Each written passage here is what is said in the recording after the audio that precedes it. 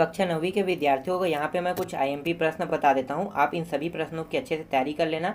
ये सभी के सभी मोस्ट आईएमपी प्रश्न हैं, तो मैं आपको लगातार आईएमपी प्रश्न बताते चलूँगा। और हाँ, कक्षा 10वीं वाले विद्यार्थी भी हो सकता है इस वीडियो को देख सकते हैं, तो मैं उन लोगों को कहना चाहूँगा कि अभी मैं आप लोगों के लिए आईएमपी प्रश्न नहीं बना रहा हूँ।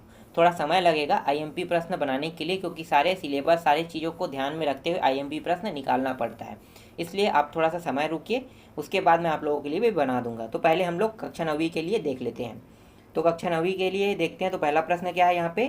पहला प्रश्न है, फजाई जगत के कोई दो विभेदक लक्षण लिखे। तो आंसर देखो, तो यहाँ पे पहला लक्षण क्या है? इस जगत के जीव एक कोशिकी एवं बहुकोशिकी यूकैरियोटिक व विषमपोषी होते हैं।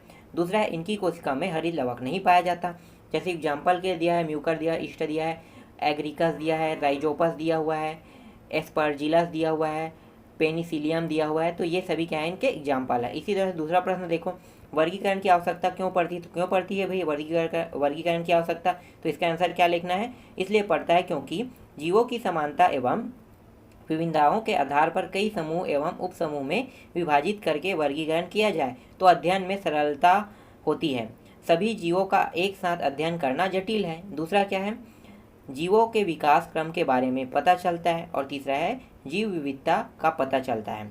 तो ये इसका आंसर है। इसी तरह से देखो तीसरा, उभयचर एवं सरीसृप में कोई दो अंतर लिखे। तो दो अंतर लिखना है, तो पहले उभयचर देख लेते हैं। उभयचर में उभयचर की त्वचा नमीयुक्त होती है, जबकि सरीसृप की जो त्वचा होती है वो क्या होता है? अभाव। त्वचा जो है वो नमीयुक्त का अभाव होता है।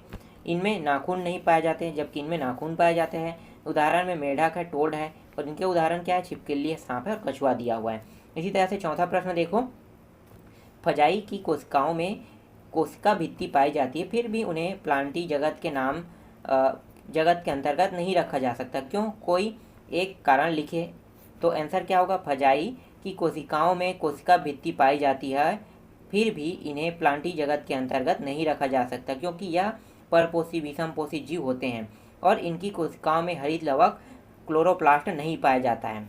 उदाहरण के लिए ये फजाई सूर्य की प्रकाश की उपस्थिति में प्रकाश संश्लेषण की क्रिया कर भोज्य पदार्थों का निर्माण नहीं कर पाते। इसी कारण इसे पादप जगत या प्लांटी जगत में नहीं रखा जा सकता है। ये क्या कहना चाहता है? समझ में आ रहा है? ये अमरबेल के बारे में बता रहा है। अमरबेल क्या करता है? अपना भोजन स्वयं नहीं बनाता है, तो उसी के बारे में यहाँ पे पूरा प्रश्न में बताया गया है, ये आप समझो। इसके बाद देखो पांचवा प्रश्न क्या है? द्विनाम पद्धति से आप क्या समझते हैं? इसके अंतर्गत जीवों के नाम किस प्रकार लिखे जाते हैं? कोई दो उदाहरण दे। तो दो उदाहरण देना है, तो पहले इनके बारे में हम लोग जान लेते हैं। तो देखो इसका नाम क्या है? संसार में समस्त जीवधारियों के भिन्न भिन्न नाम होते हैं, परंतु प्रत्येक जीव का एक वैज्ञानिक नाम होता है। वैज्ञानिक नाम से संसार भर के वैज्ञानिक जीवों से परिचित होते हैं। कैरोलस लिनियस ने अपनी पुस्तक फिलासोफिका बटानिका 1751 में द्विनाम पद्धति दिया था। इस पद्धति में वंश का नाम पहले लिखा जाता है, फिर जाति का नाम लिखा जाता है। इसके दो उदाहरण दिया हुआ है, जिसमें से मेढक का वैज्ञानिक नाम दिया हुआ है राना ट्रिगिना। इसे तिरछे अक्षरों में लिखा जाता है। ठीक है, तो ये तिरछे अक्षरों में लिखा जाता है। वही चीज़ बार बार था, तो इसे एक बार मैं पढ़ रहा हूँ। इसी तरह से मटर का वैज्ञानिक नाम है पाइसम सटाइवन दिया हुआ है, तो इसको भी सेम टू सेम तिरछे नाम से लिखा जाता है। तो ये भी समझ में आ गया इसका वैज्ञानिक नाम क्या है। वैज्ञानिक नाम ज़्यादा महत्वपूर्ण है यहाँ पे। इसी तरह से प्रश्न क्रमांक 6वां देखो, बिल्ली, चूहा, चमगादड़ में समान लक्षण कौन कौन से हैं? लिखें। तो बिल्ली, चूहा, चमगादड़ के समान लक्षण देख सकते हैं। इनमें रीढ़ की हड्डी पाई जाती है। ये बहुकोशिकी यूकैरियोटिक एवं विषमपोषी होते हैं। इनकी कोशिकाओं के चारों ओर कोशिका भित्ति नहीं पाई जाती। इनकी कोशिकाओं में हरित लवक नहीं पाया जाता। इसमें प्रचलन अंग पाए जाते हैं। तो ये इसके क्या है? इन चारों में समान लक्षण जो पाए जाते हैं उसके बारे में यहाँ पे जिक्र किया है। इसी तरह से देखो अगला प्रश्न क्या है? एंजियोस्पर्म पौधे के 3 विशिष्ट लक्षण बताइए। तो यहाँ पे पहला क्या है? एंजियोस्पर्म जननांग पुष्प होते हैं। दूसरा क्या है? इनमें परागण वायु, कीट, जल तथा जंतु द्वारा होता है। और तीसरा, इनमें दोहरा निषेचन पाया जाता है।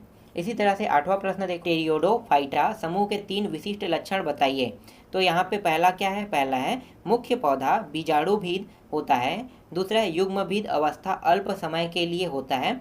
पौधों को जड़, तना, पत्ती में विभाजित किया जा सकता है। चौथा है इनमें विकसित संवहनीय ऊतक होते हैं, और पांचवा है पत्तियां बड़ी होती है। तो ये सभी इसके लक्षण हैं।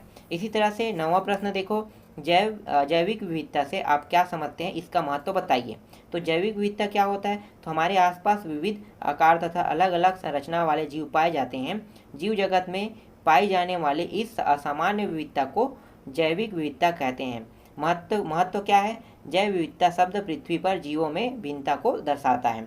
इसी तरह से 10वां प्रश्न देखो, इन जीवों के वैज्ञानिक नाम लिखिए। मेढक, शेर, गौरैया और मनुष्य यहाँ पे दिया हुआ है, तो इसका वैज्ञानिक नाम यहाँ पे आप देख सकते हो। ठीक है, ये सभी के सभी आपको याद करने हैं। इसी तरह से 11वां प्रश्न देखो, जगत प्रोटिस्टा के एक कोशिका जीव अमीबा का नामांकित चित्र बनाइए। तो देखो यहाँ पे अमीबा का नामांकित चित्र बना है, इसको भी आपको याद करना है। तो कौन कौन सा चीज़ क्या क्या कहाँ कहाँ पे लिखा है, किस तरह से लिखा है, यहाँ पे इसके बारे में पूरी जानकारी दिया हुआ है। तो इस तरह से हम पार्ट 2 को कंप्लीट करते हैं। पार्ट 3 में मैं इस पूरे पार्ट को पूरा जितना भी IMP प्रश्न है वो पूरा मैं कंप्लीट करा दूंगा।